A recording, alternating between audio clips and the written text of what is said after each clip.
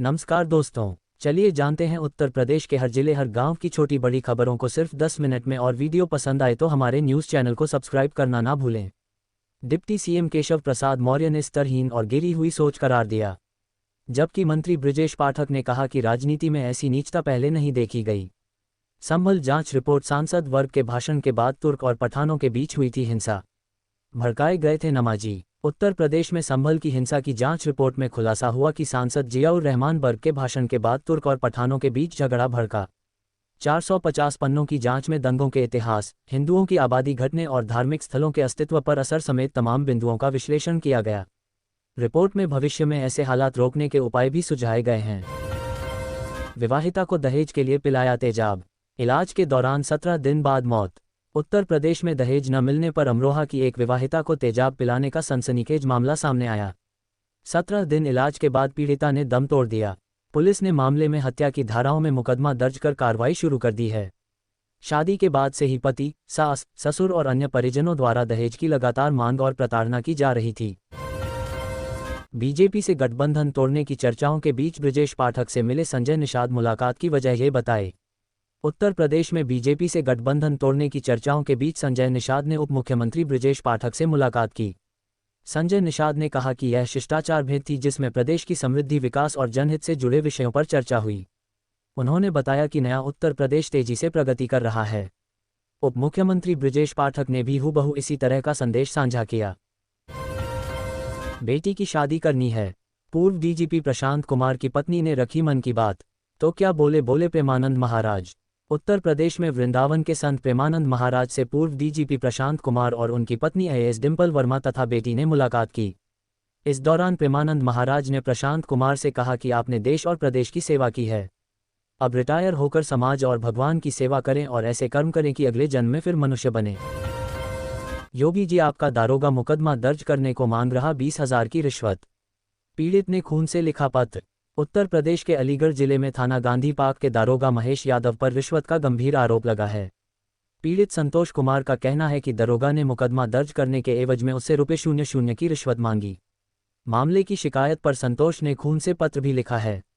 घटना 21 अगस्त को हुई फायरिंग से जुड़ी है। सपनों को उड़ान देने वाला रहा रोजगार महाकुंभ, 12,000 युवाओं को मिली नौकरी, 1200 से अधिक को विदेश में ऑफर। उत्तर प्रदेश के लखनऊ में 3 दिवसीय रोजगार महाकुंभ का समापन हो गया।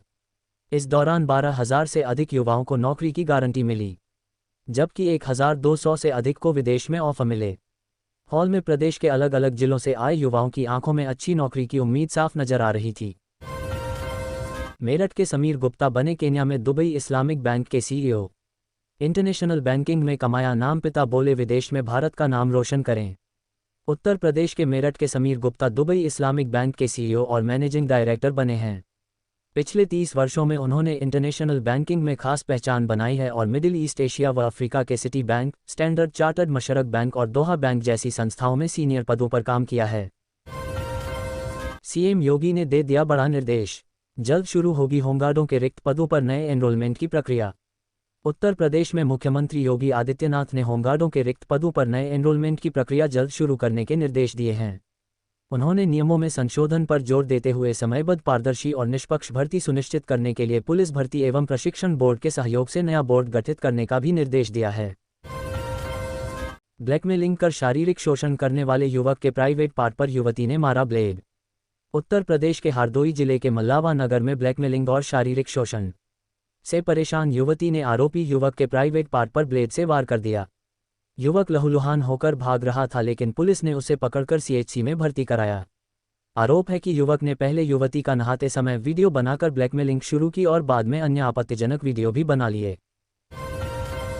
जामा मस्जिद सवे रिपोर्ट। मौलाना बोले उजाले में हो रही नाइंसाफी, देश की एकता के लिए कुर्बानी देने को तैयार। उत्तर प्रदेश के संभल में जामा मस्जिद सवे रिपोर्ट को लेकर ऑल इंडिया मुस्लिम जमात के राष्ट्रीय अध्यक्ष मौलाना शहाबुद्दीन रजवी बरेलवी ने कहा कि रिपोर्ट निष्पक्ष नहीं है और इसमें पक्षपात नजर आ रहा है। उन्होंने जोर देकर कहा कि देश की एकता और अखंडता के लिए हर कुर्बानी देने को तैयार हैं, लेकिन मस्जिद के नाम पर किसी से समझौता नहीं किया जाएगा। जामा मस्जिद हमेशा मस्जिद ही रहेगी। यूपी के इन 8 जिलों में पटाखों के भंडारण बिक्री पर होगी कार्रवाई। उल्लंघन पर 5 साल तक की हो सकती सजा।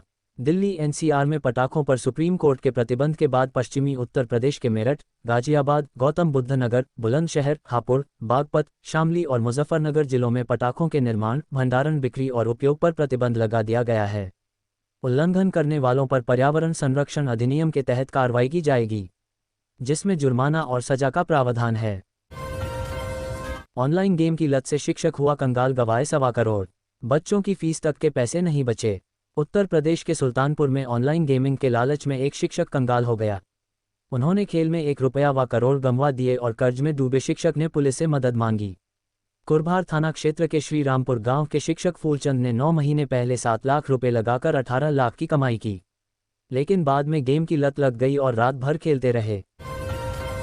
यूपी पंचायत चुनाव में इस बार जिला पंचायत में 40, क्षेत्र पंचायतों में करीब 1500 पद घटेंगे। उत्तर प्रदेश में त्रिस्तरीय पंचायत चुनाव में इस बार जिला पंचायत के करीब 40 पद कम होंगे। क्षेत्र पंचायत के लगभग 1500 पद घटेंगे और उनके वार्ड 76,845 से घटकर 74,345 रहेंगे। ग्राम पंचायतों के वार्ड 7,32,642 से घटकर 73,235 रह जाएंगे। यूपी के 17 जिलों में बाढ़, 25,000 लोग सुरक्षित स्थानों पर पहुंचाए गए। उत्तर प्रदेश के 17 जिलों में मूसलाधार बारिश से बाढ़ आई है। मुख्यमंत्री योगी आदित्यनाथ के निर्देश पर 996 बाढ़ चौकियां सक्रिय की गई हैं। प्रदेश की 37 तहसील और 688 गांव प्रभावित हैं, जिनमें 2,45,980 लोग और 3,030 मवेशियों को सुरक्षित स्थानों पर पहुंचाया गया। राहत कार्य में 548 नाव और मोटर बोट से सहायता दी जा रही है। कारोबारियों को बड़ी राहत देने के लिए नया बिल ला रही योगी सरकार। 99% आपराधिक प्रावधान होंगे खत्म। उत्तर प्रदेश में मुख्यमंत्री योगी आदित्यनाथ ने व्यापारियों को राहत देने के लिए 13 राज्य अधिनियमों में लगभग 99% आपराधिक प्रावधान खत्म करने की तैयारी की है। इसके लिए सुगम्य व्यापार प्रावधानों का संशोधन विधेयक 2025 जल्द विधानसभा में पेश किया जाएगा। नाबालिग बेटी से दुष्कर्म करने के दोषी पिता को 10 साल का कठोर कारावास, पत्नी ने दर्ज कराया था केस। बदायूं के सहसवान थाने में एक महिला ने अपने पति के खिलाफ रिपोर्ट दर्ज कराई थी। आरोप लगाया था कि पति नाबालिग बेटी से दुष्कर्म करता है। 3 साल पुराने इस मामले में विशेष न्यायाधीश पासो एक्ट नीरज कुमार गर्ग ने अभियुक्त को 10 साल के कठोर कारावास व ₹00 का जुर्माना लगाया है। जुर्माने की धनराशि पीड़िता को देने का आदेश दिया है। 15 महीने पहले रिहाई, अब पहुंचा घर। पाकिस्तान की जेल में बंद था उन्नाव का सूरजपाल। उत्तर प्रदेश के उन्नाव का सूरजपाल 2020 में घर से लापता हुआ था। मानसिक रूप से कमजोर सूरजपाल पाकिस्तान की जेल में बंद रहा और मई 2024 में रिहा हुआ। बीते बुधवार को वह उन्नाव शहर में देखा गया, लेकिन गुरुवार सुबह फिर लापता हो गया। 4 साल बाद घर लौटने की खुशी अब चिंता में बदल गई है। ऑनलाइन ऑर्डर किया सैंडविच, खाते टाइम अंदर से निकला plastic gloves. Photo viral. Noida में ऑनलाइन ऑर्डर के सैंडविच में प्लास्टिक ग्लव्स मिलने का मामला सामने आया। सेक्टर 45 के आउटलेट से 2 सैंडविच ऑर्डर किए गए थे। खोलने पर सैंडविच के बीच में डिस्पोजेबल प्लास्टिक ग्लव्स मिला। ग्राहक ने सोशल मीडिया प्लेटफॉर्म एक्स पर तस्वीरें साझा कर स्वच्छता और फूड आउटलेट की लापरवाही पर सवाल उठाए हैं।